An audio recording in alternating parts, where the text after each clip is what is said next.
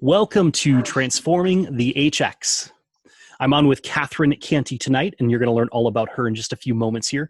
We're going to have a fantastic discussion. I have had several conversations with Catherine over the last few years here, and I've always been impressed. Walked away learning something new, or many new things, and I've been impressed to see where she's gone over the last few years. So we're going to talk a lot about that tonight. But this show is all about helping people to hear from those brilliant individuals, most of whom are in my network, people that I know. That's how I get to know who they are and what they do. But I bring them on the show here so that we can talk about how they're influencing and transforming the human experience. It may just be in their community. It may just be for a small group of individuals. But overall, it's changing the trajectory of human history, and that's what we're focused on here. So I love doing this show. I love bringing these brilliant people on because I get to chat with them. If you're out there and you want to ask a question, you want to throw your comments up here, do so in the chat box here on Facebook. And if you have anything afterwards, you're watching the replay and you want to throw something up there, we will definitely be back to check on this as those comments come through. So without any further ado, here is Catherine Cantey. She is... let's see, the youngest VP for a bank, and was it NSBC? Is that correct? NBSC. NBSC. National Bank of South Carolina. National Bank of South Carolina. Okay, she was promoted 7 times in 10 years, which is quite the feat. Having worked in corporate, I know what that's like, so that's impressive. You spent 20 years in the banking world at various levels, various organizations, and now you are actually running your own business. We'll talk a lot about that as we go through today.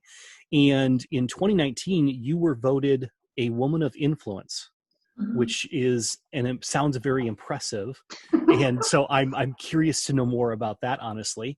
And then as we were talking recently, you were telling me about some of the work that you're doing in the rural communities and how you're impacting these communities. And so I'd love to talk about that too, because I think there's a lot of hope, a lot of opportunity that maybe we can inspire other people around the country to take on some of these challenges that they may see in their communities.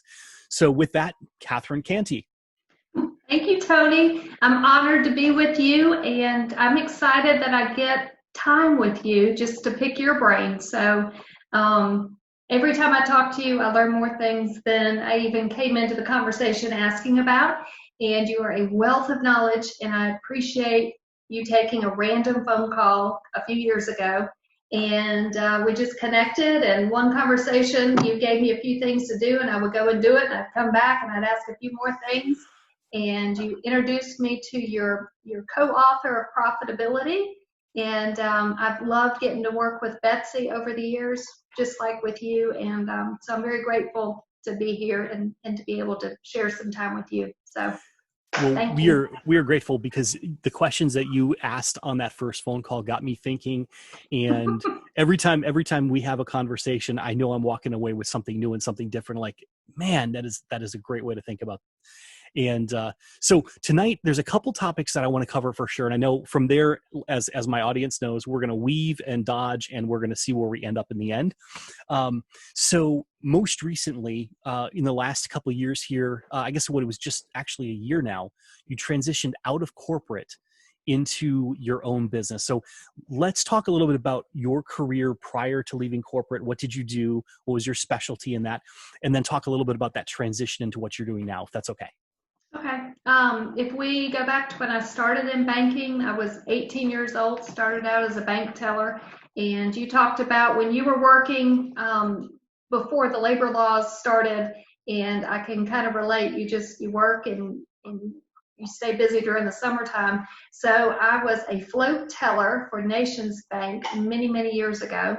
And they would put me in the branches where nobody else wanted to go. So when somebody went on vacation, I'd fill in, but more than likely there was usually a staffing hole somewhere, probably in some rural areas, and I would just drive out there and be a bank teller for the day. And I learned a lot from these women that were in full-time positions, counting money. I remember the first time ever holding $30,000 of cash in my hand, and I was amazed at how small it really was when you looked at the $100 bills. So I remember doing that. I remember working at the drive-through and working with C-stores and trying to count convenience store cash that was wet and roles of coin and when to ask questions and when not to. So I started out as that bank teller, and that was a lot of fun, and that opened up doors to do some other lending opportunities. I worked for a finance company, which is now no longer around because we don't exactly do 36% interest loans anymore. But I could take a 90-day same as cash loan at a furniture store, and I could flip that into a 6-month, interest loan at 3% per month, because you're going to pay it off in the next 3 to 6 months. So you're not going to pay 36. It's only 3% a month.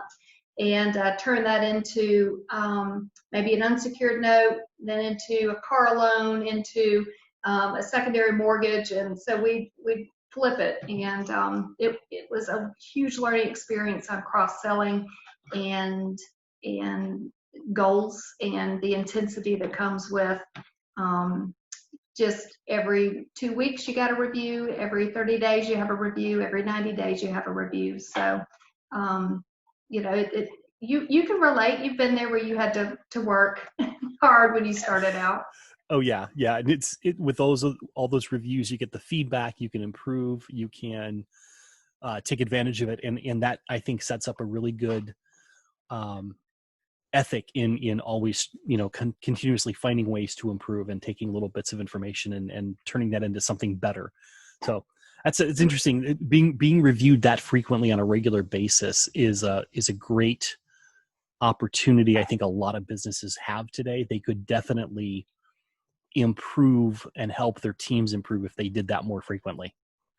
Well, it's interesting you say that, because the coaching practice that I use today has feed forward, which is a little bit different than feedback. So during those review times, they would talk about, well, what did you do for your first 2 weeks of the month? And then, what'd you do for the month? And then how'd you do for the quarter? And then every quarter you could get a 3, 4, 5% raise. So, I shot for the moon every time. So let's do 5% every 90 days. So it was awesome. But everything was about what did you do in the past, and then what are you going to do going forward. And now that you say that review and the discussion, even though it seems intense, and I still have the manager's handwritten notes, which I use later in order to get my next job, because they were like, my God, if you can survive this every 2 weeks, I will hire you at MBSC, and I don't care where we put you, but you'll survive. So within 2 years, 18 months to 2 years, I kind of met the max there. And that irony is, when you review what your goals are on a consistent basis, it allows you to really open up opportunities that are out there that you may have not known otherwise. So that's a great point, Tony. Yeah, and with coaching, we'll dive deeper into that, of course. But with the coaching side of things, that's such a critical factor. And so I want to learn more about this feed forward element that you've got, because I'm intrigued by that. I've got in the back here, Brave Leadership Mastery is one of the programs that I have that I've created for coaching. And that's a little journal that's available on Amazon. So I have a daily review process in the morning and then evening for different elements of it. So I'm really curious. I always love to hear what other coaches have created and how they do that. So fun. Yeah, so I went from this finance company, and a lot of this is network, and it's just people that you know and that you follow up with. And it's not people that I know like on a daily basis, but somebody through somebody, and it's a friend of the family. So it took me a good 8 to 10 months to get the job at NBSC. And I remember meeting with one of the EVPs, and they were like, yeah, we like you, we just don't have a position open, but just stay in touch. And I just knew that I had gone as far as I could where I was, and I just stayed in touch. And I just asked, well, can I follow up with you in, I don't know, 6 to 8 weeks? And nobody ever said no. And if they did, I'd still probably call and say, hey, how's it going? Just checking on you. And you want to see my latest review, because I made copies of all that stuff. And so we ended up staying in touch. And long story short, I met with a guy who had been in banking for 40 years. And I ended up getting hired by him and worked for him for 10 years. And to work for somebody for 10 years that had been in banking for 40, he taught me an incredible amount of knowledge, and I'm forever grateful to him. His name's Kenneth Ritchie, and he did all kinds of bank mergers. He worked on treasury management. He had connections all over the place. And so he kind of retired from the big Nations Bank and came back to Columbia, South Carolina, and wanted to work for a smaller bank at the time, which was NBSC. And he had an opening, and they interviewed for this opening for a long time. And after the fact, I realized nobody wanted this job. And so when I got into this role, I'm going around and I do my normal thing that I do now, which is I'm going to interview everybody that I'm working with.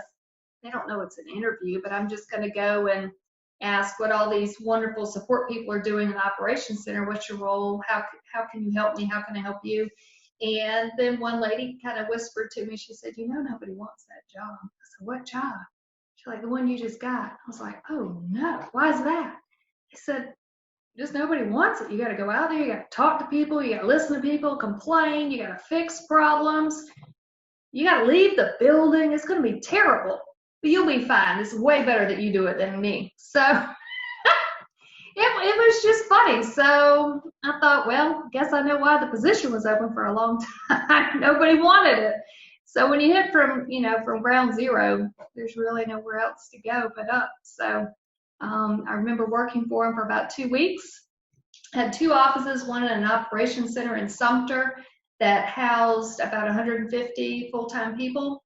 And it was just like a big Walmart. So if you can envision just a Walmart with just cubicles and offices on the outside, that's what it was. And they had check processing, they had the call center, they had, all the documents, all the statements were being printed. So it was an incredible experience to have. And so I was with him for 2 weeks, and he said, here are some treasury products that we sell. I need you to go write up product descriptions for about 20 services that we sell. I didn't know anything about treasury services or cash management, but I knew I could go around and interview and ask people what they do and what do they want to do and how they can support the customers. So I ended up spending he went on vacation to France for 4 weeks. So for the next 4 weeks, I just interviewed and documented and opened up a Word document, just started typing, and then share it with everybody and see what they thought. So that was kind of the start of that 10-year journey working with him. So I don't know if you can relate with that or not. Oh yeah. It's funny because until I got into consulting, I know I have a cycle in how long I could work at a job, and I had to move typically between 18 to 24 months into a different type of role because I would either master it and get bored, or master it and they wouldn't know what to do with me next. And so there was always this progression in my career. But yeah, the longest I ever stayed with the company was my last job. I stayed there for 5 years. And frankly, I just kind of outworked my positions in all of those companies where they just didn't know what to do. And they got into a merger situation or something like that. And they said, well, I guess we're going to have to let you go because we don't have a place for you. It's like, so I worked myself out of more jobs. I've done it with my clients too. And that's kind of one of my goals I put out there is like, I want you to be able to do this yourself. So I want to be able to work myself out of the job. And so it's always interesting because as you're progressing like that at that speed, like you said, within 4 weeks, discovering how to do a whole new task and taking it on, that's a high level of self-direction and a high level of motivation and work ethic. And I think that's something that's really powerful because you can literally put your mind to it. It's like the one thing I knew is I knew how to learn. And that was so critical in a lot of my roles and that. And it sounds like you're the same type of person, and knowing our conversations and that it's like you take something, you go put it into practice and you're like, okay, what's next? So I love that. I love people, I think if people can learn that and take that away, that's going to be a really important thing for them. Yeah. I've been told I have natural curiosity that's led me to this point. And I've also been told I'm a fixer. And I see that as a strength and a weakness. And as a fixer, I just want to get in and fix it and let's just move on with it. And because I'm a fixer, it's also been not good because some people just want to talk and get through things. So I just want to get to what the solution's going to be and move on. So I'm learning that not everybody wants the solution. I need to keep my mouth shut unless they're ready to listen. And I've reflecting back on my career, I can also see that when they don't want to listen, it's also time to transition. Yeah. And that's almost been like it's a bittersweet opportunity. So we can talk more about that. But so I worked for this incredible individual for 10 years, and then he retired. And over that course of time, I would get bored about every 18 months, just like you talked about. And that's kind of what led to the promotion. Well, we got to keep her busy. You know, we started her out at this level. Let's just keep moving her up. And I started as 24 years old, and I went by the name Katie, and then I got married, and my name was Cantey, Katie Cantey. And I thought a 24-year-old calling on multi-million-dollar businesses should not be Katie Cantey. So I went back to my formal name, which is Catherine. So I've kept this separate my whole life, and now I'm at the age where I don't care, just call me. And so Catherine Cantey was what I was doing at the name at 24, calling on these huge sales businesses and trying to bring them over from a Wachovia back in the day, now Wells Fargo. And I just remember calling on these huge operations and implementing large treasury solutions to these businesses. And as I'm implementing them, they're bringing in 12 to 20 people at a time to talk about reconciliation of their accounts. And thank God I had a blazer on, because I'm like sweating bullets saying, we can do that recon report, and that'll be provided in your, your ASCII 2 file, and we'll get that transmitted over in your FTP by 8 a.m. And so we're talking all this stuff, and I'm thinking, oh my God, I sure hope that Luann in the back room knows how to write this file. So because of the time I spent at the front end getting to know everybody, we had an incredible opportunity because they wanted to help me and I wanted to help them. We all wanted to help the customer, and it made a world of difference. So what we ended up doing at NBSC in South Carolina, there were 42 brands that rolled up to Synovus, which is based out of Columbus, Georgia. It's a wonderful bank in the Southeast. All just great community banks, rural communities. And at one point, my manager, Kenneth, ended up moving up to the Synovus level, and they had 3 treasury services or 3 banks under that Synovus umbrella that really had treasury services. So what we ended up creating for NBSC, they wanted to create for all 42 brands.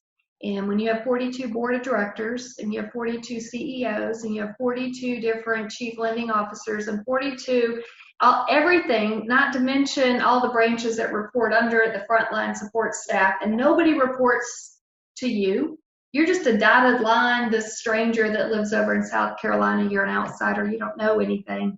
And for us to be able to go in and create consistency in product offerings and overcome the objections, you make a lot of money on the loan. You may not make as much money on the deposit, but the deposit's really hard to move.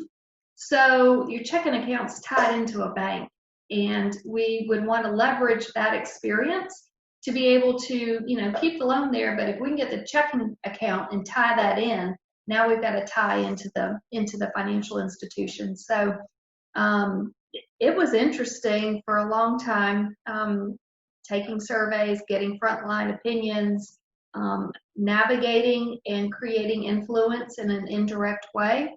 I was doing that from the start and didn't realize it. So it was a unique experience to be able to go through that. And we had an incredible amount of success, and it was just a lot of fun. And I think one of the most fun things we did was there was a need that the customers had. The customers had a need, and they needed to FDIC as much money as they could in one deposit. And there was a product that could be out there that could be used. The Promontory Bank and Cedars, they had a network across the country, 2,000 banks, and still do. And so you can make one deposit and have FDIC coverage in all these banks. Well, Synovus had 42 charters at the time. So technically, you could make one deposit at your community bank. We could use some backroom, Luann, maybe Pat would help, maybe Harold would help. And we can make one deposit and allocate the FDIC out to the 42 brands. So during some economic hard times, it was a wonderful product to respond to clients that needed the insurance, and it was an easy way for us to be able to, insure deposits without having to create added expense. So that was a lot of fun to do that. So as you're sharing this, I'm chuckling because one, I've been through in completely different industries, but I've been through very similar situations with the data mining and the building of the processes in the back end. And from the other perspective, I'm chuckling because one of the gentlemen that's watching right now, I saw his name pop up, David Norris. He is the former COO, retired now for about 5 years, but he was the COO of Happy State Bank out of Texas, which, grew massively and did a lot of acquisitions. And he and I have shared some stories about that particular situation. So yes. So here, I'll just throw this, it gets way better. So I left that, I don't know, it's been 10 years. And Harold, who helped create the backroom operations, has since retired from now Synovus.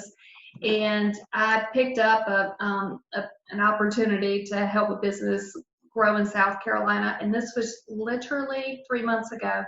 I talked to Harold's replacement and I explained who I was and how I used to work with Harold. He was like, "Oh my God, did you create that product? We are still trying to clean it up."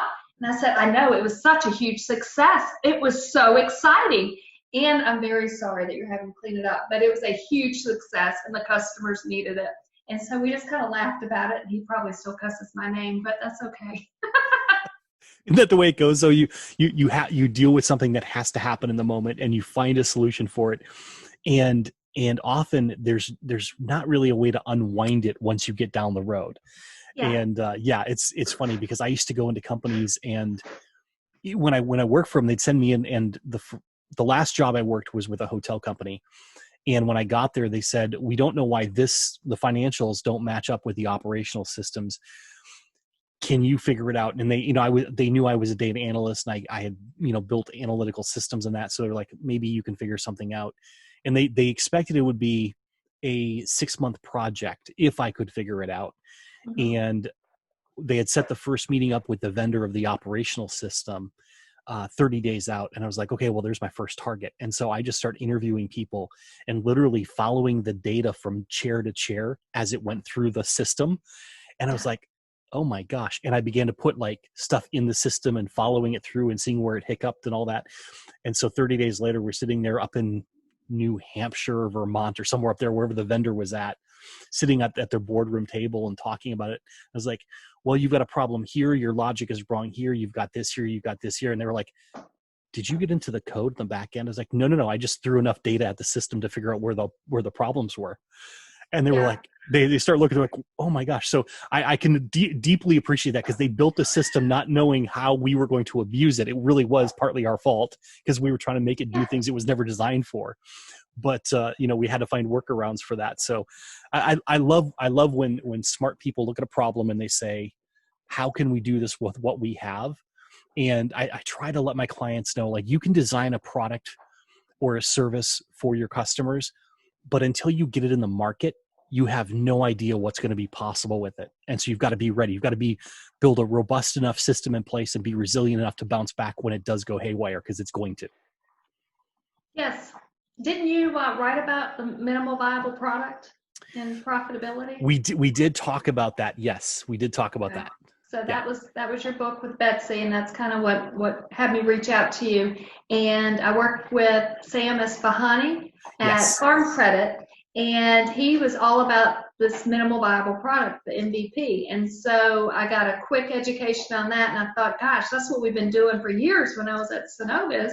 Was let's just create a minimal viable product, throw it out in the market, let's see if it's going to work. We don't need to put bells and whistles on this thing. Let's just see how it works. And sometimes it takes off and sometimes it doesn't. But you don't know how much you're going to abuse that system until it wins, and then you're like, oh no. Now what do we do, right? And you're like, oh, I'm off on another project. You guys can figure it out now. So So what was that transition like? So you were in the banking world and spent a lot of time there. What was that transition for you? And because I can relate, because I went through that transition myself. It's been 11 years now, but everyone that I talked to after that, when they were thinking about a transition, I kind of gave them I gave them a very honest, probably a brutally honest assessment of, if you want to leave corporate and go into your own business, here's what to be aware of that no one told me. So Yeah. before I share any of that, I want to kind of hear what your perspective was.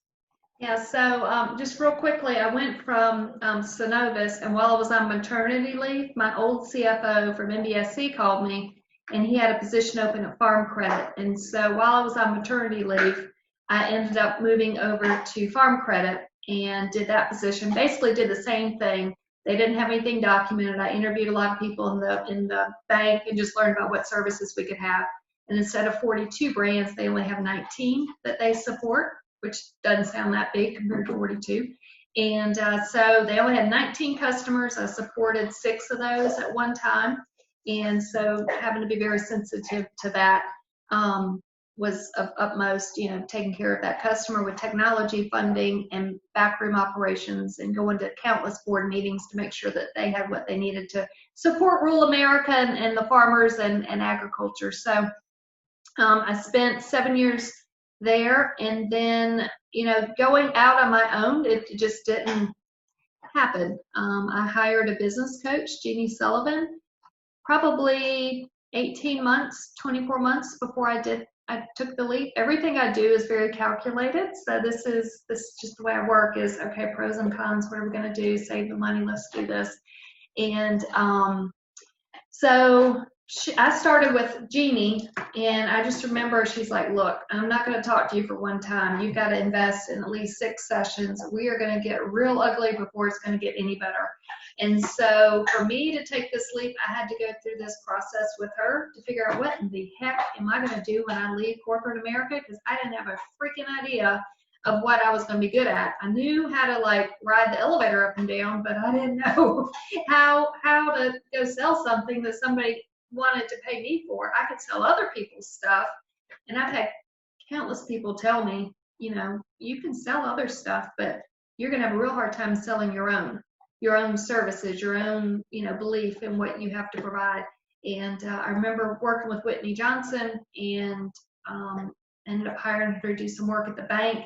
And it's so funny, she said, I need a ride to the airport. I was like, oh yeah, it's just right down the road. Well, I knew the airport was an hour and a half away. And so I gave her a ride to the airport so I could get a coaching session with her for an hour and a half. And so she gave me some pointers, because she had left Wall Street and banking and went out on her own. And so I was able to learn from her. But a lot of this was just research and talking to people before I made the leap. And it probably took me 18 months to convince my husband that I was really going to do it. And even up until a month before, I was like, there's no way you're going to make this jump. You're going to be bored. You're not going to have anything to do. And this is not really going to be real good for us or for you. But okay, this is what you're going to do. So, leading up to that big leap, long story short, I ended up going to be certified with Marshall Goldsmith's work. And before I even got certified, I took a chance and flew up to New York and actually worked with him on a Sunday. And that was an incredible opportunity. So I'm part of his New York 50, and he selected 50 people. They applied to be able to work with him. And I don't know how many people applied, but I was one of the 50 that was able to go in. He paid it forward. He taught us his services and his process. And I love stakeholder center coaching. It works. You get to work with highly successful people. You create measurable results, and you bring the stakeholders with the leader along the journey. So even though I'm changing, I want to bring the people with me around me. They have to see the change as well. So there's these small steps that I took, working with a business coach, talking to other professionals who made the leap, and kind of getting all that training and some of that, website stuff. I've got a creative side, so I wanted to learn how to do my own website. It may not be the best, but I read a book called Story Brand with Donald Miller. I'm like, well, heck, he spells it out in the book. Let's just put a buy now button all over it. So I, did that, and I just started playing around with it. And what started out as just, let me just test this for a little bit, kind of evolved and evolved to the point where I thought, I think I'm ready to do this. So I've got so many lessons that I'm still learning, but it has been probably the most fun I've had ever, is just taking this leap. What were some of the lessons you learned? I would say my path was probably a little bit different because I had a little bit of leeway letting me know that either I could take a different role within the organization, or I could leave, or I would, not have a position left. And I decided that I really didn't want the role that they were offering for a number of reasons. Unfortunately, it was in the midst of the 2008-2009 financial crisis. And so I thought I had my ducks in a row. I had about a 3-month lead time. I had the severance package afterwards, and I got out there, and it is hard to sell your own thing. Absolutely. Yeah. It's like, it sounds great. And I think that one of the key lessons that I learned very quickly was, and I did have people around me that were helping me with things and, building a website, because I didn't have that knowledge, and it was a lot different back then. It was like, had to hard code your website basically. Now it's like, I get out there, I click and drop something if I want to change my website or do, add something on there. But things were so different back then. I'm only talking 11 years ago. This is like, it seems ancient days now in comparison to what we have today.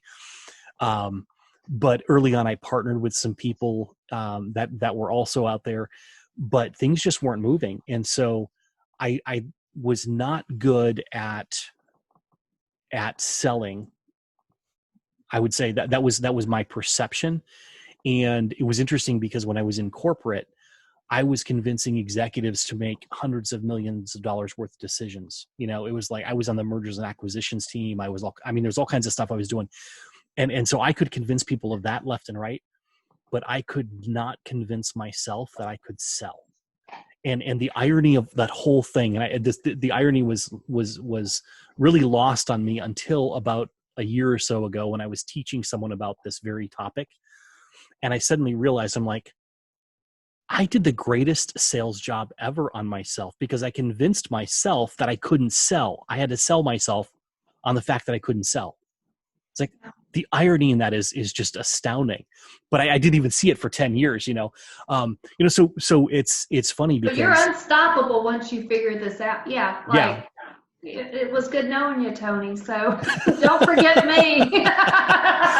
Well, I think one of the big lessons that I learned was really trying to figure out, okay, it's not everything's going to work. And as you were saying earlier, like, you guys tried a lot of different products and a lot of things didn't work. It's like getting that minimal viable product out in the marketplace and starting somewhere. Like profitability, the book back there, the orange one, you got the original cover or the black cover there. Love yes. That's actually my third business book. And I have others that are written that haven't been published yet. But the first one was actually going to be a white paper I wrote with Kayla Curry, Kayla Barrett at the time, but she got married since then. So I keep getting her name, keep forgetting her new name. But we went in, I guess it was in 2016, we're going to write this white paper. She's got an HR consulting practice and I've got the customer experience practice. And we came together, we're talking about employee experience and customer experience. And then I had seen 4 people around me that I knew very well all write books and turn them into bestsellers the year before. And I was like, I am done with this. And that's the other piece. Another lesson is like, get done with things quickly. Like if you're frustrated, just get done with it and move on. And we sat down and in a 2-week time frame, we took what was going to be a white paper, crafted into like, I think it was a 45-page book. So like a 90-minute read. And we sent it out to people. We got some quick reviews back on it. And we turned around, published it, and it got to a #1 bestseller just like that. It was literally, and it happened so fast. I didn't even realize really what we had done and what an accomplishment it was, because I was just so heads down in the thing. All right, so break down your book process, because you've inspired me to do this. And while I have your attention, you can't go anywhere, right? So you did a 45-page. I think she just flipped the tables on me, guys. I don't know. All right, 45-page book. So I've been working on this book that ties into this sales course that I've created. Mhm. And even though I'm doing leadership coaching, I'm like, oh my God, I have 20 years of sales knowledge. Let's just get this out here. So I created a course. I'm like, oh my God, people signed up for it. And it was so much fun. So then my coach says, well, let's take this and turn it into a book. I'm like, okay, I don't know anything about how to write a book. So tell me, because your version sounds a lot less scary than other versions of people having to get a publisher. And so 45 pages, 90-minute read. This is about where my attention span is as Yep. someone who likes to learn. So talk more if you don't mind. Yeah, no, that's so if you've got basically what we did was we broke it down. So it's the name of the book is The Complete Experience. Unlocking the secrets of online reviews that drive customer loyalty. That was the tagline.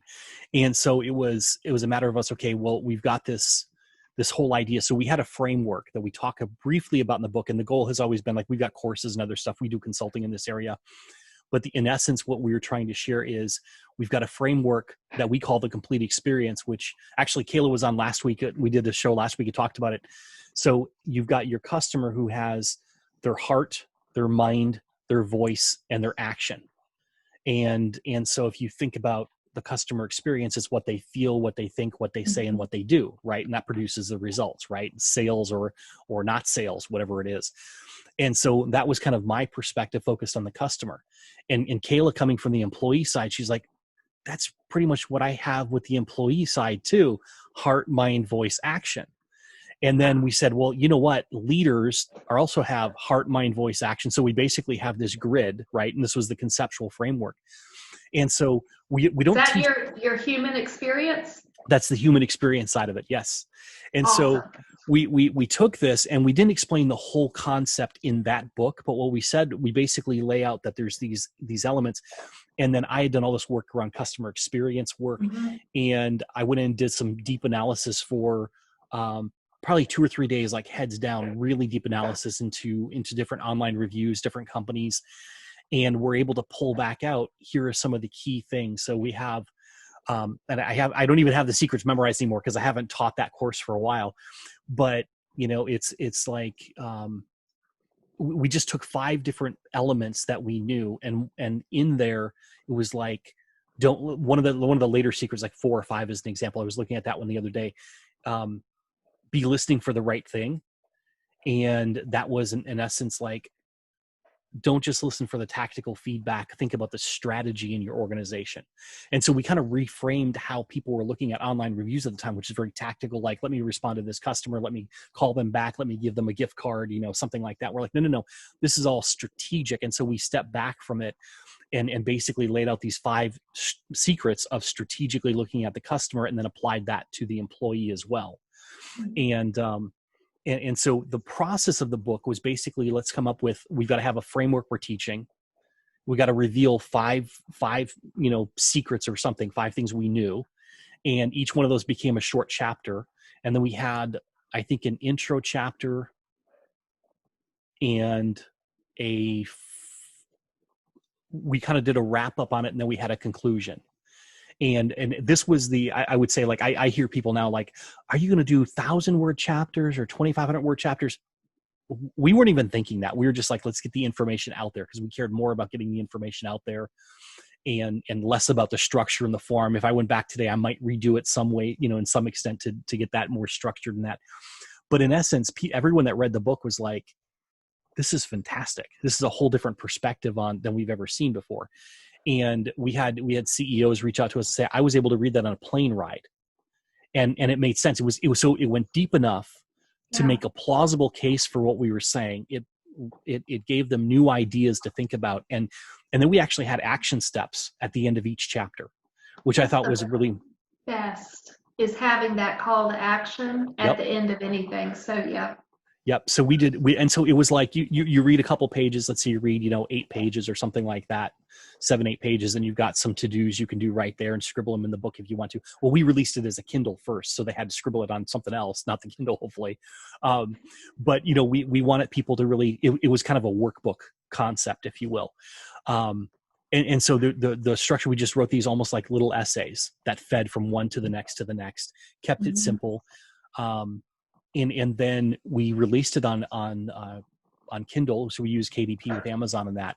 And the launch was we had to figure out, we like created our cover. Our first cover is ugly, but it served its purpose. We put it out there. And I think Kayla had written another book. She has a book of short stories for leadership stories. And so she had a KDP account already. So we just got out there, threw it up on Kindle, formatted everything the way it needed to be formatted, ran it through about 3 times because it kept rejecting things, and it was like Saturday and Sunday we were doing that. And then the first Monday of February, I think in 2016, I got a message, my internet's unstable for a moment there. That's okay. But then we put it up there for sale on Amazon and announced it. And we had a really good strategy for marketing it that first week. And within 24 hours, it hit the #1 bestseller list in a number of different areas. And by the time the week ended, I think we hit #1 on 20 different lists. And it was beginner's luck. That is so exciting. None of my other books have hit that many lists. I've hit 10 and 12 and 14 or whatever else, but never hit as many as I did with this one. So I just kind of laugh. It's beginner's luck. I didn't know what I was doing. And I or we did it just right without knowing exactly what we were doing. Isn't it the best when you don't know what you're doing? You have no expectations. You got nothing but to go up, and you hit it out of the park. Yeah, yep. I've seen you've got quite a few best-selling pieces of work that are out there. So after talking with you, I'm like, oh gosh, Tony makes it sound so easy. He's broken it down in these little simple steps, and heck, I can do it. And then I sit in front of my computer and I'm like, how am I going to start this? What am I going to say? Who's going to read it? What am I going to do? So yeah, you just have to I have to take a breath and realize. One of my secrets is I have never written anything by myself that's gotten published. I have a lot of partial books that I've written, but I found for myself, I work better with someone else. One, there's an element of like, I don't want to disappoint them and accountability.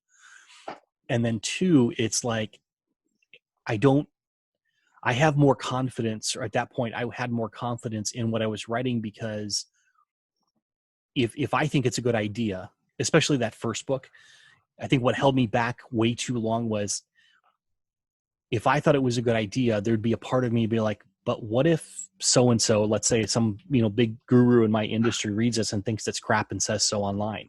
I was worried about what other people would think, or if I made a mistake.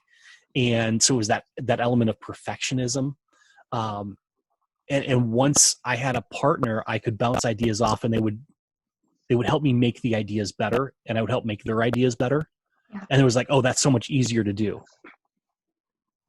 It's helpful to collaborate, and farm credit, and whenever I would go and see different associations, is what they call their local banks, they were huge into collaborating with one another to figure out, okay, what's working here, and if that's working there, then let's borrow it over here and make it work for us. So collaboration was always a huge thing, and I would agree, for writing a book, getting started on things, that would definitely ease it into that. And I probably use my business coach as a sounding board a lot when it comes to this. And so she kind of gives me that coaching along the way to kind of help nudge me over the cliff. And she pushes me a few times a month, I think. So it's good. That is good.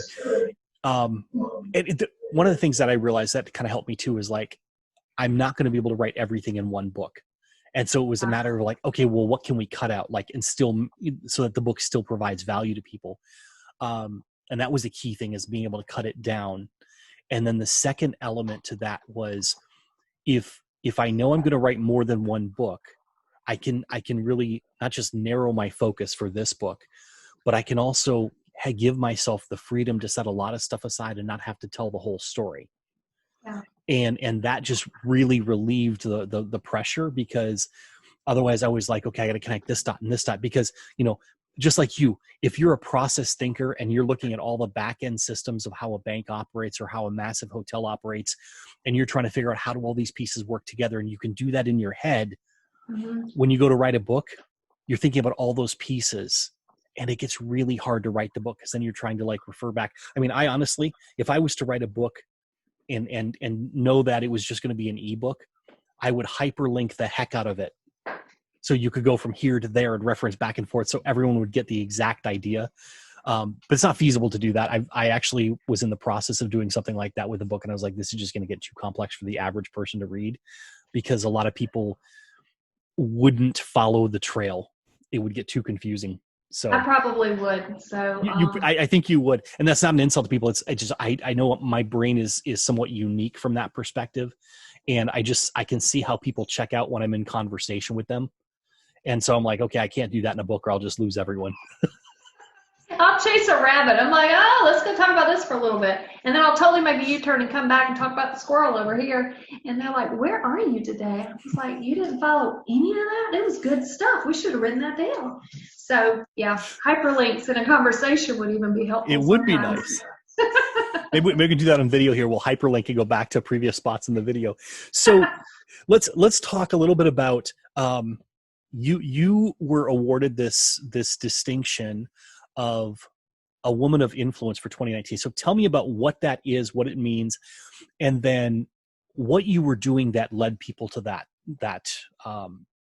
to give you that distinction. Because I look at it and say it's impressive, and it also symbolizes the work that you're doing out there in the world, the change that you're having in these rural communities and the places where you work. So tell us some more about what that distinction is, and then what you've done to kind of put yourself in a position for that to happen. Okay, so it's kind of funny. A coworker of mine that I worked with when I was at Synovus, she's at the Municipal Association of South Carolina, the CFO, Stephanie O'Kane, and she was probably one of my most difficult prospects to call on. She didn't want to change banks. Long story short, she comes over. She likes to brainstorm and create, new product solutions. And I'm like, well, if you're going to pay for it, then I can do this, but otherwise I can't do this. So we were very creative together and problem solved, pretty much, whatever she needed. So I left Synovus, but we just kind of stayed in touch. And a lot of this stuff is all about networking, and women, in my experience, they're not using their network enough. There's a wonderful article. It's even a book. It's called Forget a Mentor, Find a Sponsor. I cannot stress it enough. If you have a daughter, if you have a sister, if you have a wife, get the book. And if you want a 2-page document, you can, what I'm doing on my website is when you join my newsletter list, I'll just link you to my resources, and I'm building out the resources, and that's going to be one of those, and it'll just be a complimentary service on my website. I'll give you the password, and you can just read whatever you want. It'll have all my hyperlinks. So forget a mentor, find a sponsor.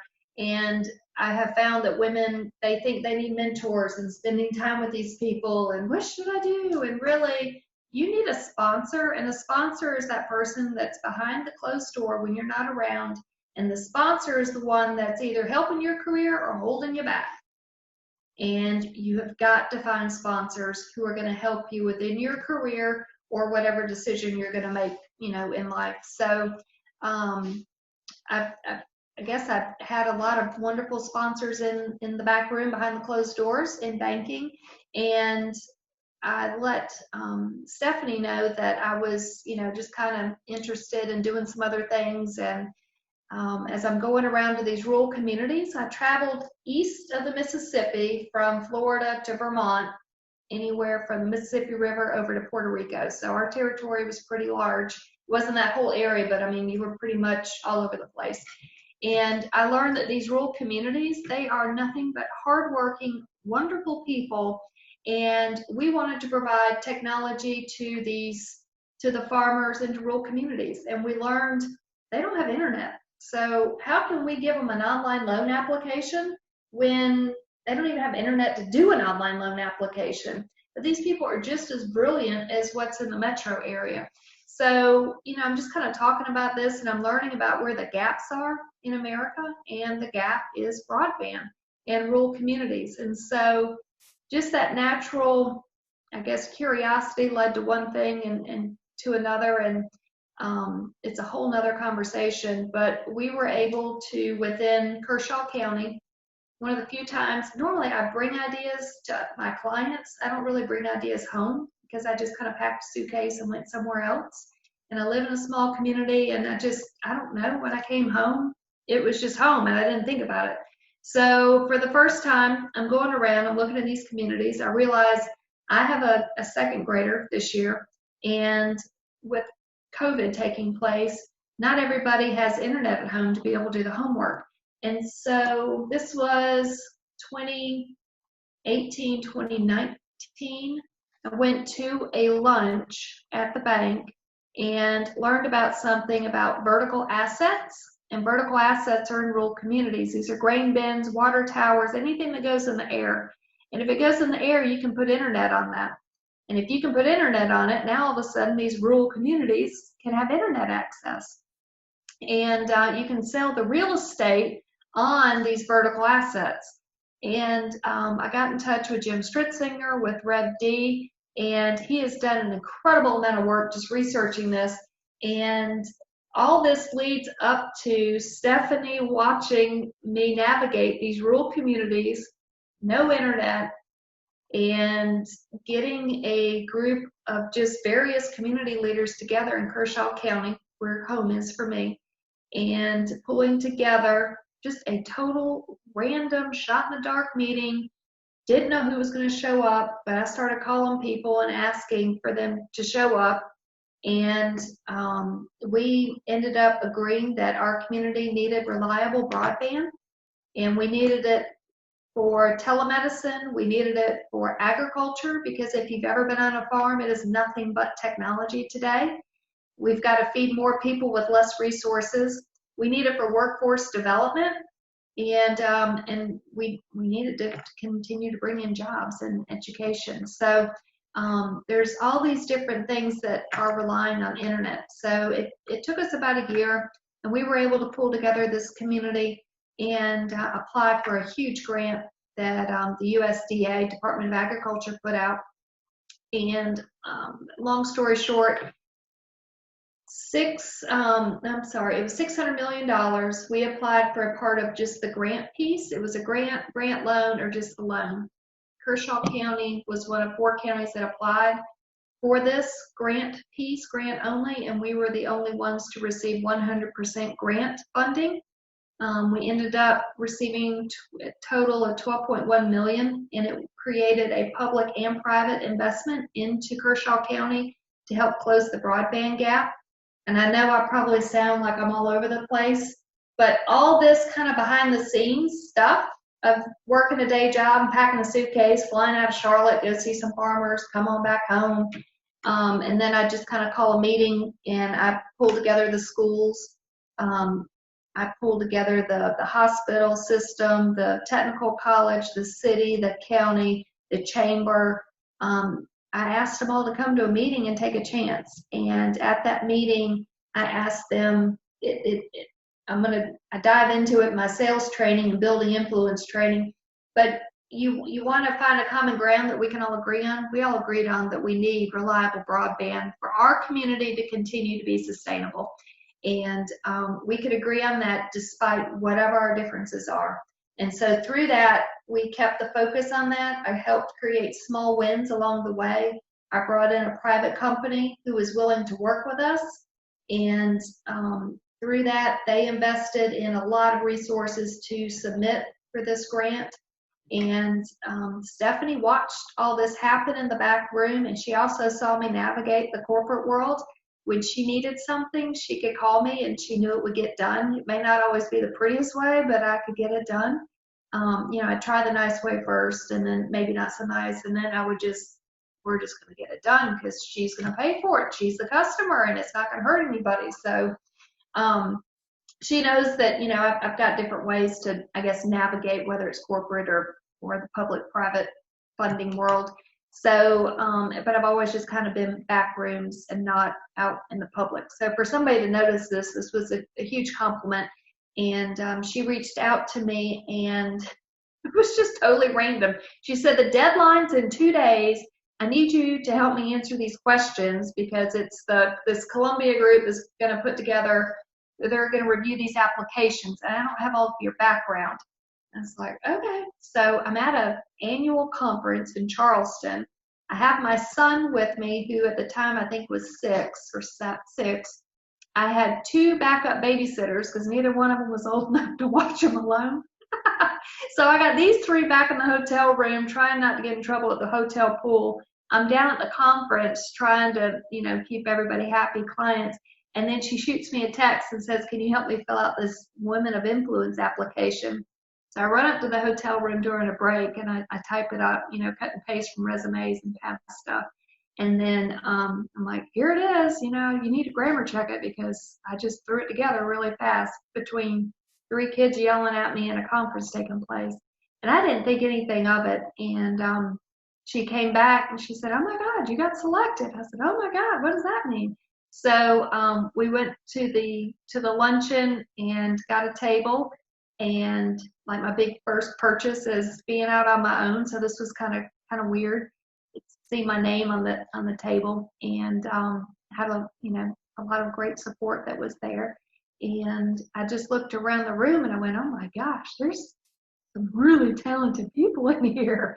How did this happen? So I want to go meet all these other people that are in there, because I think, oh my God, Charlotte Berry, she's a phenomenal philanthropist. And I'm looking around, I'm like, oh my God, that's like Nephron, and I'm just, why am I here? So it was surreal, and I'm forever grateful. And from that experience, I've also learned that there's other applications for women of influence. And so I find other women and business owners and people that I want to support, and I'll shoot them an email and say, hey, this application's open. If you can send me your resume, because I just need help answering the questions, I'll throw your name in the hat. So, you take a chance. And then I also think it's real important to pay it forward, because you don't know who else is down the line. So that was kind of an old client who just kind of stayed in touch. She stayed in touch with me and kind of watched me navigate some really crazy experience. My husband said getting a federal grant's like catching a unicorn, so good luck. And I guess you could say I'm a unicorn catcher now, because we caught it. We're excited about it. I love it. Well, I mean, I think that there's, congratulations, number one, because receiving that really does, it's a recognition for who you are. It's not just what you do. It's more importantly who you are. You're that type of person that is out there, always trying to solve problems, always trying to find a better way to do things, not accepting status quo, not accepting the first, second, or third reason why it's not going to work, and finding a way to do it. So that definitely comes through to me in your story. And one of the other things that really stands out to me as a really important thing, and I want to talk about this because, I live in Nashville. We're within the city limits of Nashville, about as close to the edge as you can get, but we're there. And I come from a very large family. There's 12 of us and 12 siblings, and so we're spread all over the country. And my daughters were saying the other day, they're like, or a few weeks ago, they're like, so where do they all live? Like, are we living in like a medium-sized city compared to them? And so I went and looked up and we compared it all, and was like, actually, I have one brother. I think it's Austin. I think Austin is slightly larger than Nashville. Like we'll probably outgrow them soon here, but we're neck and neck. And so I said, actually, so, this uncle lives down there in Austin, and so he's in a little bit bigger city. We're in Nashville, and then everyone else lives in smaller communities. And I grew up in a town of like 700 or something like that in the country outside of the village. It wasn't even a town; it was a village.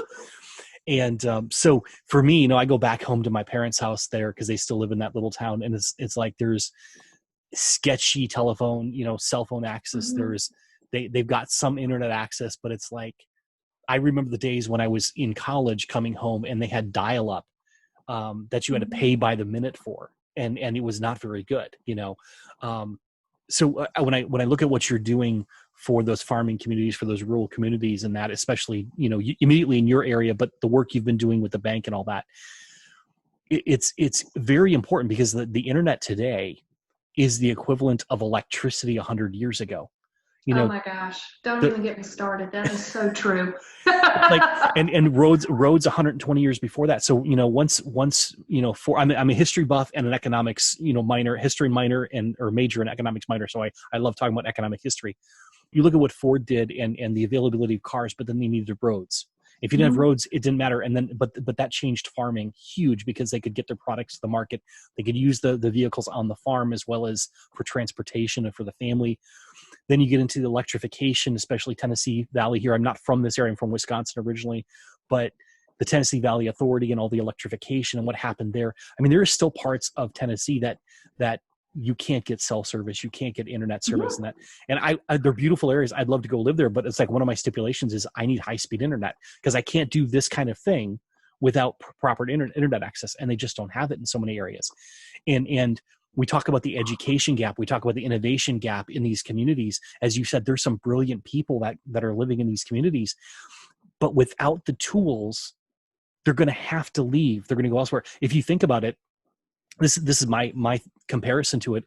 You have the engineers from China and India and places like that came to the US because they didn't have opportunities there to learn and grow. They were smart enough to, but they just didn't have the opportunities.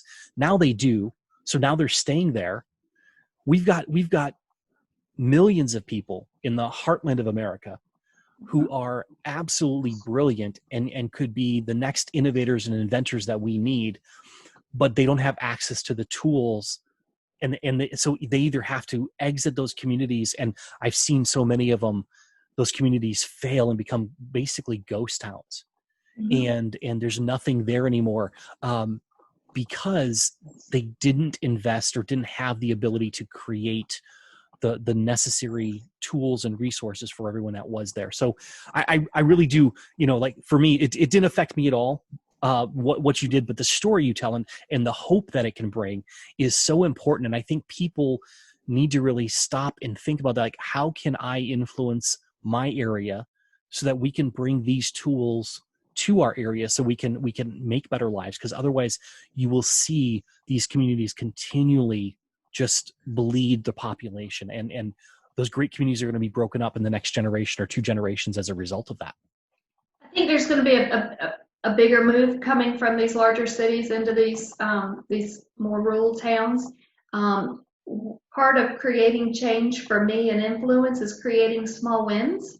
And so creating a small win with a public and private partnership. So we're not totally reliable on the government. This is something where we've got private investors that are coming in that are helping us.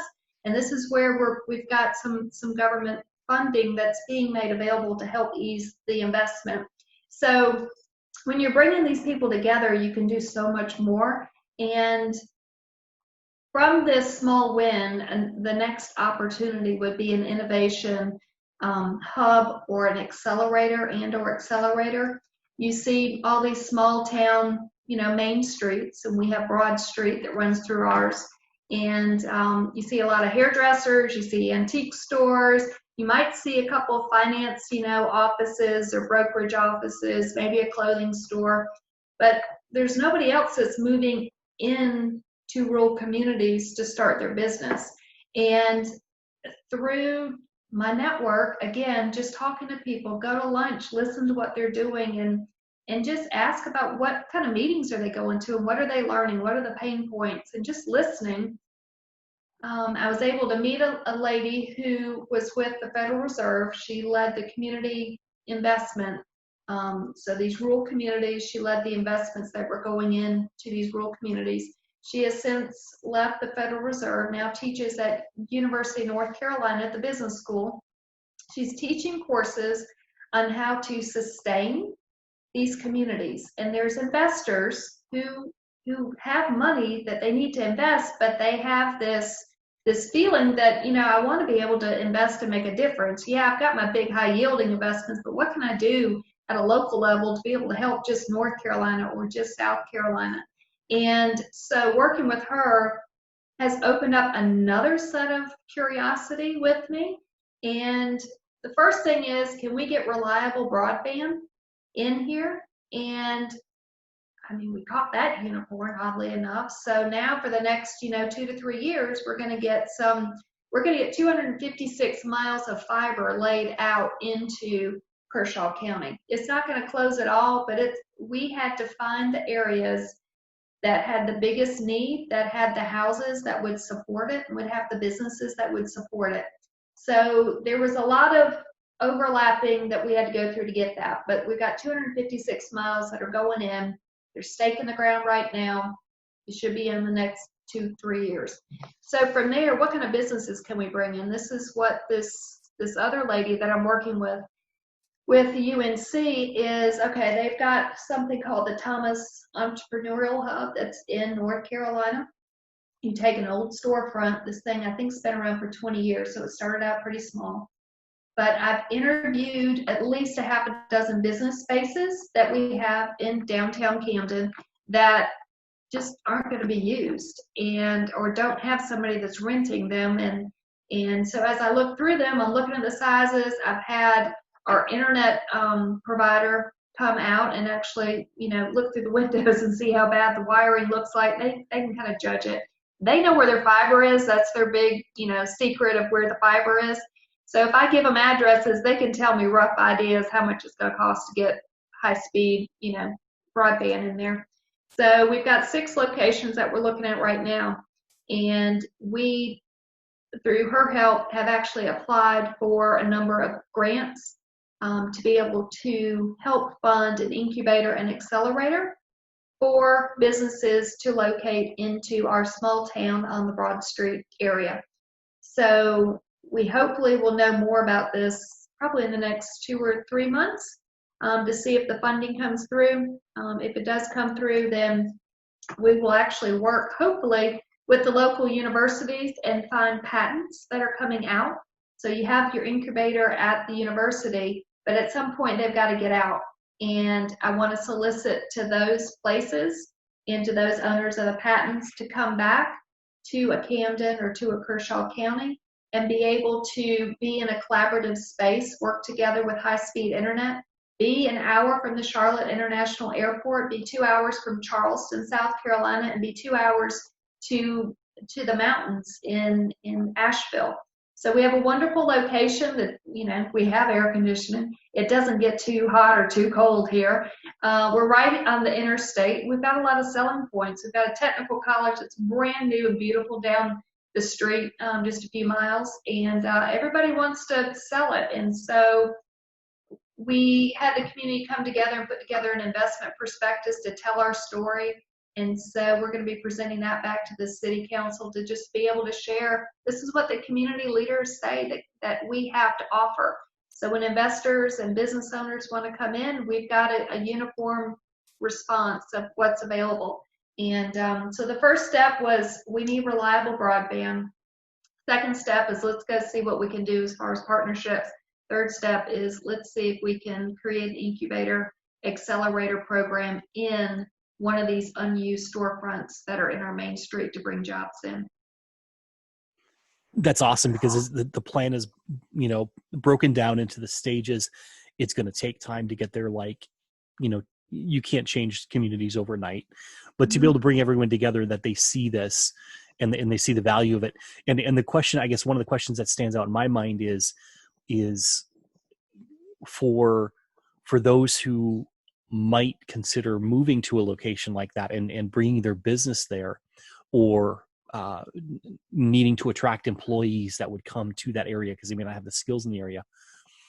How is the area, the community, really handling okay, going to pull them out of a Charlotte or Charleston or wherever? They've got a lot of culture, a lot of things like that. What do they get in these small communities that's really attractive to them?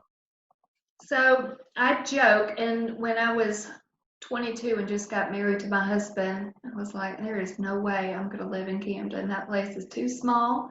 You don't have any restaurants. There's a gas station. I don't even think they had a Walmart. I mean, it was not where I wanted to be. Since then, it's 20 something years later. Since then, it's grown on me. We've got Walmarts, we've got Hobby Lobby, Chick-fil-A, Starbucks. The stuff's all coming in. It's coming from Columbia. It's coming from Charlotte. You've got the Carolina Panthers training facility that's actually in South Carolina. You've got, football, college football right down the road. And we've almost become like a suburb of the Columbia, which is the state capital for South Carolina. And you're 1 hour away from the Charlotte International Airport. So we have a lot to bring to the table. We've got golf, we've got dining, we've got private clubs, we have equine, we have a river that they just built, a brand new recreational park. We've got Lake Wateree, which is, it's basically a private lake. You can go up there and get a very affordable home. So you've got this lake that's basically used from Memorial Day to July 4th, and then the rest of the year, thankfully, nobody uses it. So it's quite nice for the rest of us that get to go up there and enjoy it. And I think one of the best parts is I live in Mayberry, and I have internet, and I walk my 7-year-old to school every day.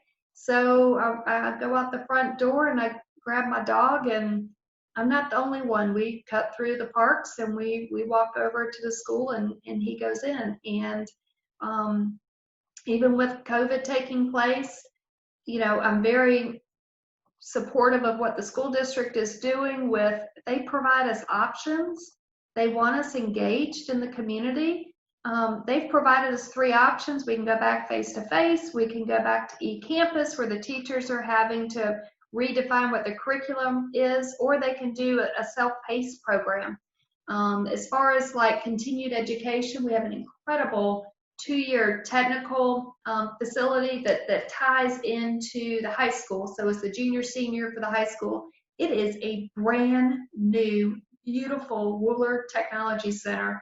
I've got a tour of that. The kitchen in this place is phenomenal. So they can do courses for that.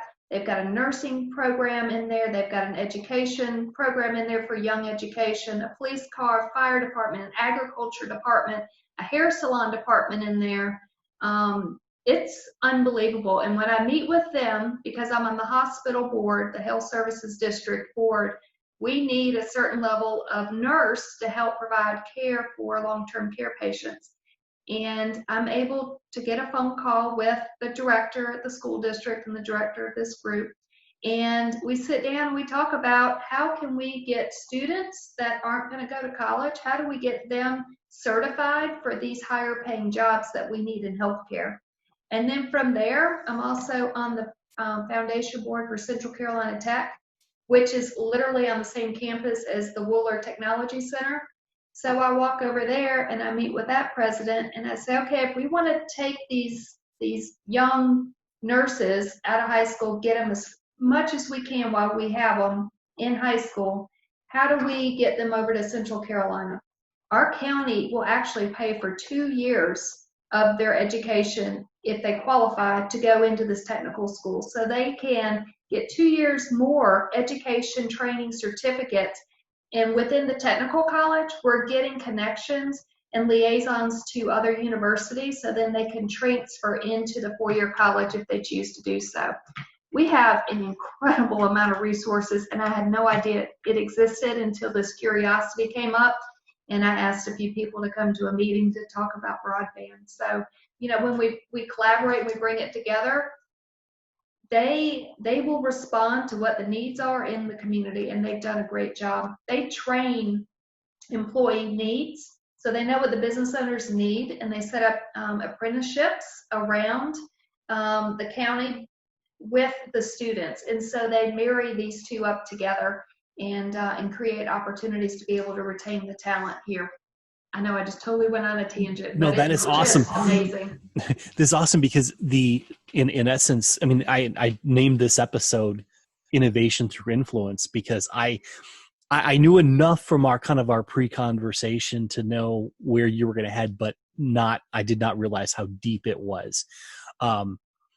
I think that honestly, what you're talking about is truly innovation. It may not be innovation from the perspective of a new product or new service, but you're innovating what a community can do. And it's the influence that you have and others have. It's the assets that people are saying, oh gosh, we have this, we could throw this out there. We've got this, the ability to do this. We've got the funding from this source, the creative ideas that come through. And to me, it's inspiring to hear these types of stories, because I think everyone here is part of a community. Everyone that's listening, watching this live or the replay, they're part of a community, and they can look in their community and say, okay, what can we do? How can we do this? And it starts with that, that curiosity. Just start talking with people, start trying to ask the questions of the leaders, and that, so rather than me preaching on this, I mean, you're kind of an expert at it. You've done it more than I have. That makes you more of an expert than me. So what are two or three things that anyone anywhere could do to really see how they can move their community forward and really innovate at a community level so that they make their community a better place? Good question. I think you find what you're going to be interested in, find what makes you happy, find what you've got curiosity in, and go have coffee, go have lunch, go talk to what that community has to offer. I kept hearing people talk about the Wooler Technology Center, but I didn't know anything about it, so I wanted to go see it. So I called the director and told him a little bit about my background and said, could I just come out and learn more about it? And so that opened up doors. My husband and I were asked to chair a Caring Hearts Ball a few years ago, and we've been doing it ever since. But it's with United Way, that's local, and I didn't know anything about it. And I thought, well, if we're going to put our names on this event, I got to understand what we're raising money for. And the money that we were raising, I had to hear the story behind it to understand what I was getting into. And the story behind it is, it's called New Day on Mill. I didn't even know that there was the county's only transition shelter for families, moms and kids, to get out of homelessness into permanent housing is on the same street that I live on in Camden. So I've drive past this transition shelter countless times every day. I had no idea. I just thought it was just a rental house with cottages in the back. So their federal funding got cut, and that was $60,000 a year. And they have a 95% success rate of getting moms and kids, families, out of homelessness into permanent housing. I'm like, that's an incredible success story. Who knows about this? They're like, well, we tell people, but I'm like, wow, that's pretty awesome. Can I see one of these cottages? Because you said we need to raise money to help. And they're like, yeah, but they're not real cute or anything. I'm like, well, I mean, it's transition shelter. I get it. So we go out there, and I'm looking at this, and my husband has a foundation repair business, not a foundation. Some people think we have a foundation. We don't have a foundation. We have a foundation repair business. Big difference. And so you're not fixing nonprofits either, right? No. So we walked through this, and I said, you're coming with me, because I don't know what we're walking into. So there are little cottages, and I'm looking, and I'm like, the baseboards don't touch the floor anymore. What's going on? I said, William, you need to come over here and get this fixed. And so he sends his guys over there to look at it, and he's like, yeah, that can't be fixed. Like, that whole thing just has got to go. I said, oh, that's a little bit bigger than us just doing a fundraiser. So what turned into curiosity of, will you host this event? My question is, well, tell me, how did you get to this situation? What do you do in the community?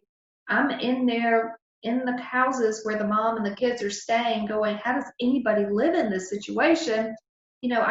I can fix it up, but I mean, you can see the floor through, you can see the dirt. We got a problem. The flooring system shot. What else is shot?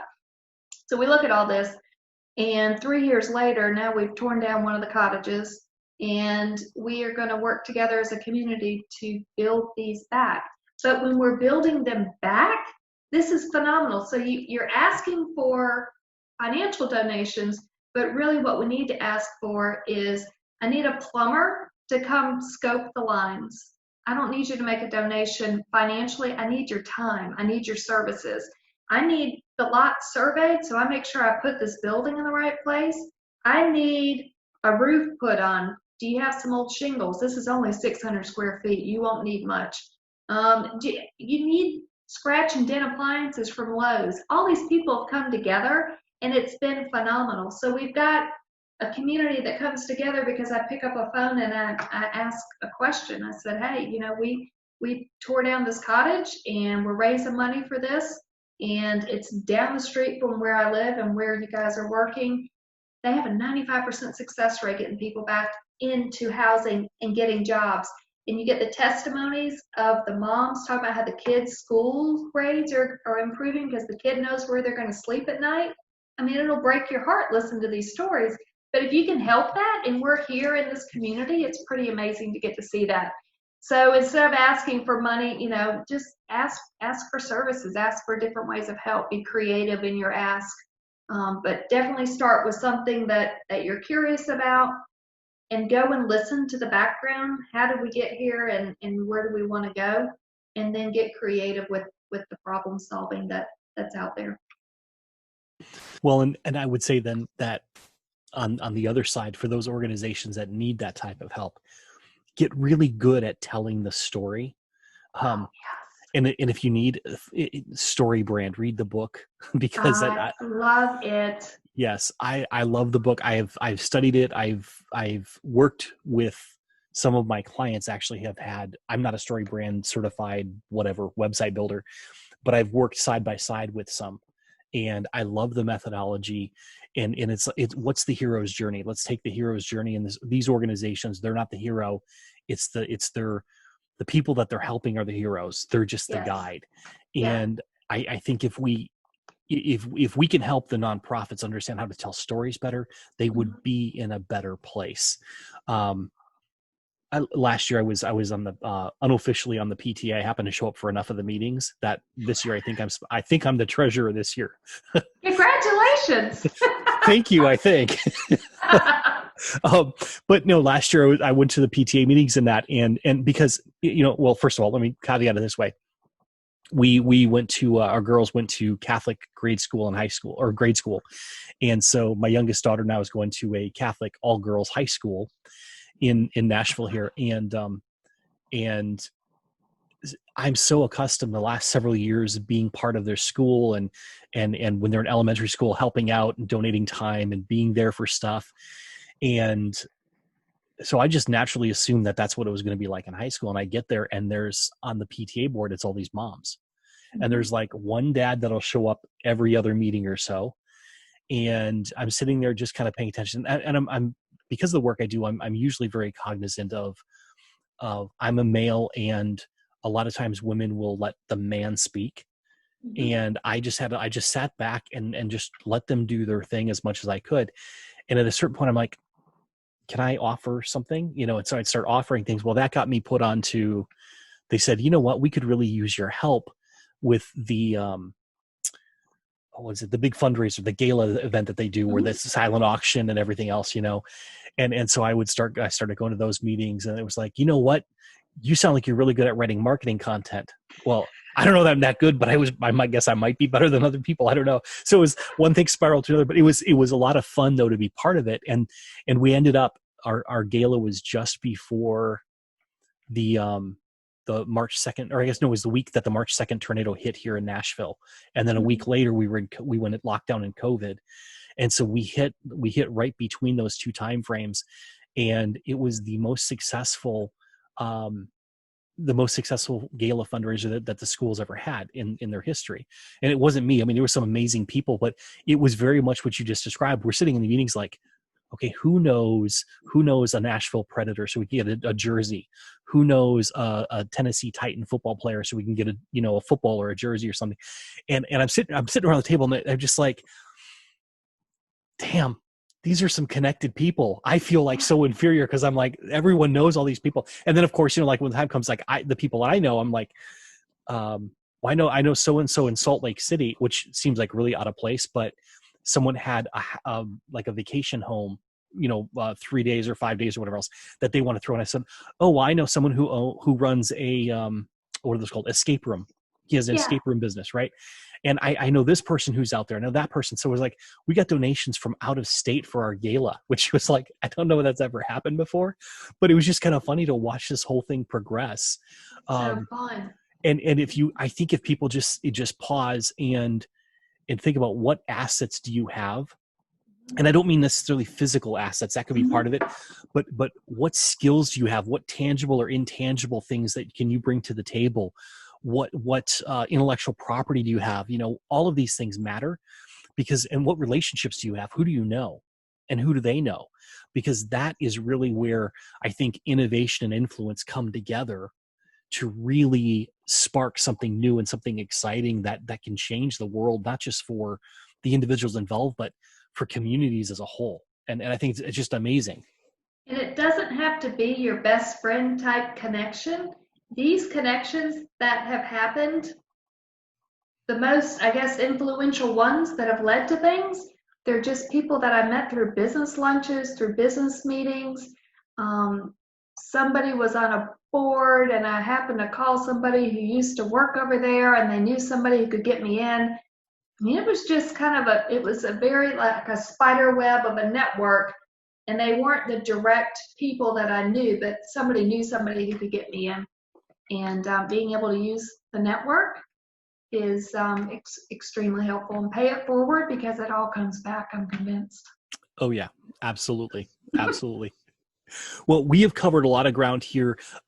We've had people jumping in and out. No one has left any questions or comments. I think they've just been listening to us go back and forth, which is awesome.